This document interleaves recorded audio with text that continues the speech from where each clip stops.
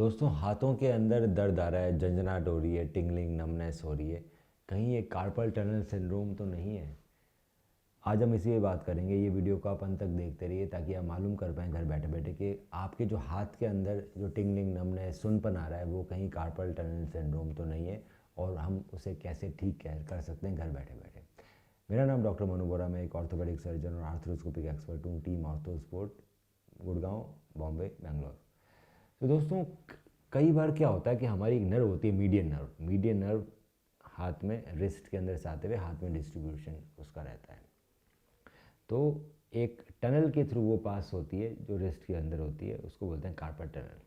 अगर वो median nerve हमारी दब जाए या इरिटेट हो उस टनल के अंदर तो इसको कार्पल टनल सिंड्रोम बोला जाता है। इसके अंदर दोस्तों जो सिम्टम्स मिलेंगे वो आपको मिलेंगे कि आपके अंगूठे और जो दो उंगलियां, main index finger, middle finger, इसके अंदर दर्द और झंझनाहट होता है। रिंग फिंगर में आधी रिंग फिंगर इन्वॉल्व हो सकती है। सो अगर आपकी इन उंगलियों में और अंगूठे में दर्द है, झंझनाहट है, सुन पड़ गया है, नम हो गई है, तो हो सकता है कि आपको कार्पल टनल सिंड्रोम हो। जो दूसरे सिम्टम्स आते हैं वो होते हैं आपकी जो ग्रिप है, ग्रिप कमज़ोर हो जाती है। तो बहुत जो भी पिंचिंग एक्टिविटीज़ होती है दोस्तों वो मीडियन नर्व के थ्रू होती है। तो पिंचिंग एक्टिविटी जो ग्रिप है, जैसे पेन पकड़ना, ये सब आपका थोड़ा पावर कम होती है। सो दो चीज़ें जनरली आपको कार्पल टनल सिंड्रोम में मिलती है। दोस्तों ये जो सिम्टम्स हैं ये जनरली आप जब गाड़ी चला रहे हैं तब आ सकते हैं, या फिर अगर आप फ़ोन पकड़ रहे हैं, या फिर इस तरह की एक्टिविटीज़ है जिसके अंदर रिस्क का बहुत मूवमेंट है, उसके अंदर न्यूज़पेपर पढ़ना, फ़ोन पकड़ना, इसके अंदर सिम्टम्स आ जाते हैं। कई बार आपको सोते सोते भी आप नींद से उठते हो इन सिम्टम्स के कारण। तो आखिर कार्पल टनल सिंड्रोम का कारण क्या है? तो कोई भी कारण दोस्तों जिसके अंदर आपकी नर्व इरिटेट हो, या फिर आपकी जो टनल है वो छोटी हो जाए, या फिर आपको जो पीछे टनल के पीछे जो हड्डियाँ हैं वो टूट के डिफॉर्मिटी आ जाए फ्रैक्चर के बाद। सो कहीं से भी अगर नर्व की जो स्पेस है कार्पल टनल में वो छोटी हो रही है या नर्व इरिटेट हो रही है तो आपको कार्पल टनल सिंड्रोम डेवलप हो सकता है। इसके बहुत सारे रिस्क फैक्टर रहते हैं दोस्तों, हम एक एक करके बात करेंगे उन रिस्क फैक्टर्स पे। पहला रिस्क फैक्टर आता है दोस्तों एनाटॉमिकल, मतलब अगर आपके फ्रैक्चर हो गया, फ्रैक्चर होके वो जो बोन का पीस है वो कार्पल टनल को दबा रहा है, तो आपको कार्पल टनल सिंड्रोम डेवलप हो सकता है। फीमेल्स के अंदर कार्पल टनल सिंड्रोम ज़्यादा होता है दोस्तों, क्योंकि उनकी जो कार्पल टनल है उसका डायमीटर छोटा होता है, वो उसमें स्पेस कम होती है। साथ में बहुत सारी जो नर्व डैमेजिंग कंडीशंस होती है, जैसे डायबिटीज़ हो गई, कोई इन्फ्लेमेटरी कंडीशंस हो गई, इसके अंदर भी रूमेटॉइड आर्थराइटिस, इसके अंदर भी कार्पल टनल सिंड्रोम डेवलप हो सकता है।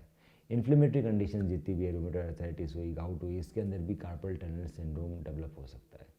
ऐसी कंडीशन जिसके अंदर बॉडी का पानी बढ़ता है उसके अंदर कार्पल टनल सिंड्रोम डेवलप हो सकता है। जैसे वाटर रिटेंशन हो रहा है, प्रेगनेंसी हो रही है, इसके अंदर कार्पल टनल सिंड्रोम हो सकता है आपको। जो लोग काफ़ी मोटे होते हैं, ओबेसिटी, उसके अंदर कार्पल टनल सिंड्रोम हो सकता है। साथ में क्रॉनिक डिजीज़ जैसे कि किडनी डिजीज़ हो गई, या फिर आपका लिम्फेडिमा हो गया, इसके अंदर भी कार्पल टनल सिंड्रोम हो सकता है।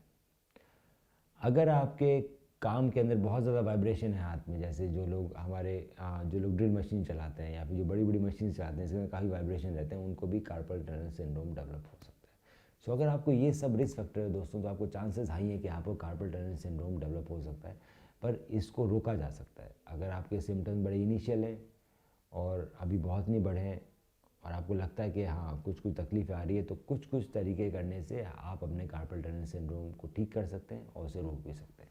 दोस्तों इसको बचाने के तीन खूब सारे तरीके होते हैं। पहला तरीका, अगर आपका काम में बहुत ज़्यादा टाइप राइटिंग या कीबोर्ड का यूज़ है, सो बहुत तेज़ मारना अवॉइड कीजिए। आपको धीरे धीरे सॉफ्टली रखना। बहुत तेज़ मारने से प्रेशर पड़ता है और कार्पल टनल सिंड्रोम बढ़ सकता है।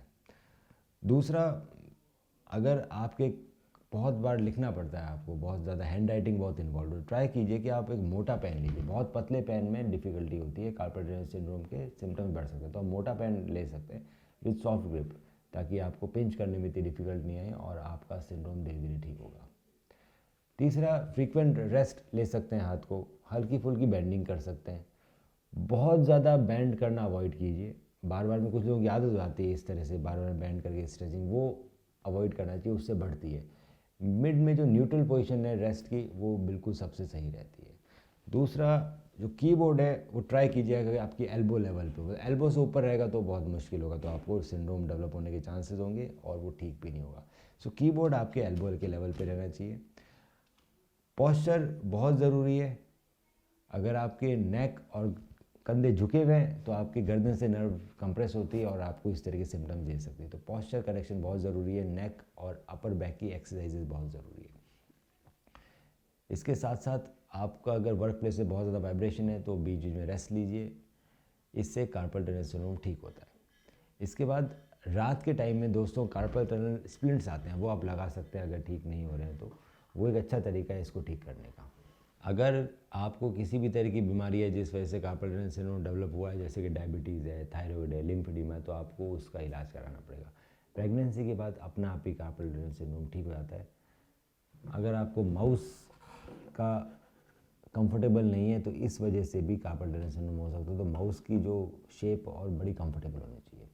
तो दोस्तों ये कुछ छोटी छोटी चीज़ें वो अगर आप रेगुलरिटी में कर रहे हैं और ध्यान दे रहे हैं तो आपका कार्पल टनल सिंड्रोम नहीं बढ़ेगा। उसके बाद भी अगर बढ़ता रहता है, आप डॉक्टर के पास जाते हैं तो डॉक्टर आपको स्प्लिंट देते हैं, कुछ आपको न्यूरो वाइटामिन दी जाती है। अगर वो कार्पल टनल सिंड्रोम किसी एग्जिस्टिंग बीमारी की वजह से हो रखा है तो उसको ठीक करने की दवाइयाँ दी जाती है। उसके बाद भी अगर कोई पेशेंट ठीक नहीं होता है दोस्तों, उसमें छोटा सा ऑपरेशन होता है जिसमें हम आजकल एंडोस्कोपिकली मतलब बिना चीरा लगाए छोटे से चीरे से आपके कार्पल टनल है उसको, उसकी जो रूफ है उसको थोड़ा कट कर देते ताकि आपकी नर्व फ्री हो जाए और आप सिम्टम फ्री हो जाए। इस सर्जरी में कोई भी निशान या कोई भी चीरा नहीं लगता, वो छोटे मिनिमल इन्वेजिव तरीके से कार्पल टनल रिलीज़ किया जाता है। अगर आपको कोई भी प्रॉब्लम है, कोई भी सवाल है इस बारे में, तो आप नीचे कमेंट में हमें बता सकते हैं और हम कमेंट पढ़ के बताएंगे सबसे बेस्ट इलाज क्या रहेगा आपके लिए। हम रखें आपका ख्याल।